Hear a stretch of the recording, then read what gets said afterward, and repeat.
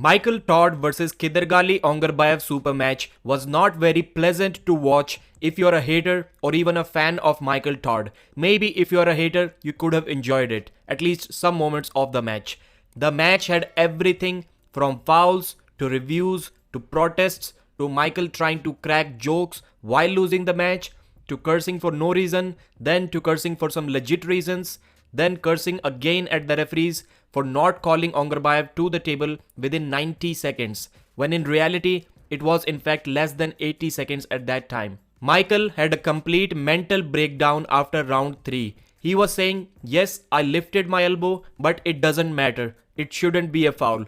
This is one of the weirdest things that I've ever heard, and this is why the small fouls rule will stop working in the future. And the only thing that I did not like in the 6-hour plus live stream was that Engin went there at the table and reversed the call. Overall, it was absolute madness and Travis Bagent was hilarious on the microphone and you missed all of that. And yes, I'm talking about you because you didn't purchase the pay-per-view. Why? You could have bought it. Anyways, what's next for Monster Michael Todd and Kidargali Ongarbayev?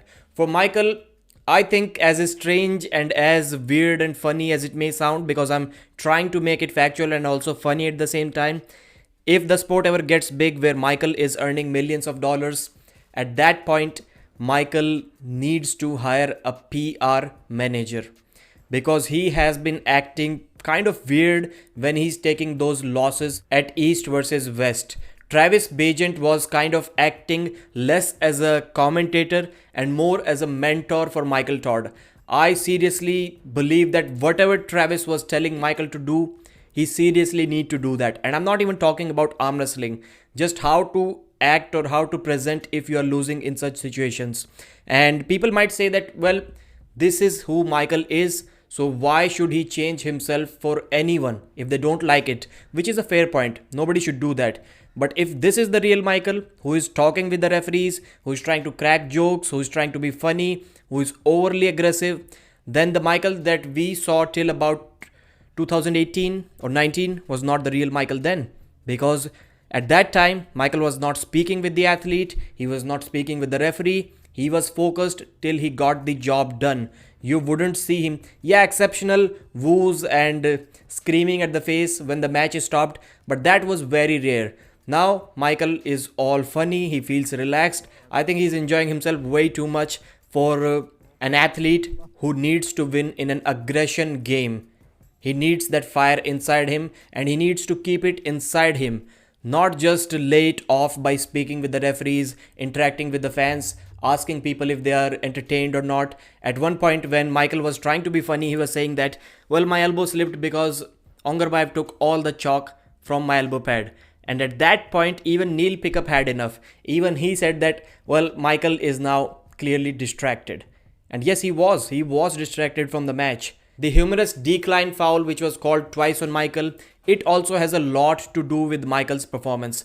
Because when Michael was winning in WL, your elbow can be like this. The rule may say different things, but I don't think it was followed in WL, and that was a big part of Michael's success. And now it will be difficult even for Michael to deny the fact that if that rule was still allowed, if it was still allowed for Michael to go completely under the table, he would have probably beaten Ongarbayev and Rivas Lutidze as well. Maybe not Gennady, but that for sure makes a difference. So who should Michael Todd face next? First of all, he needs to stop saying a single word. Rebecca should not allow Michael to say even a single word till the match is over, and that alone would create a big performance boost in Michael Todd's matches.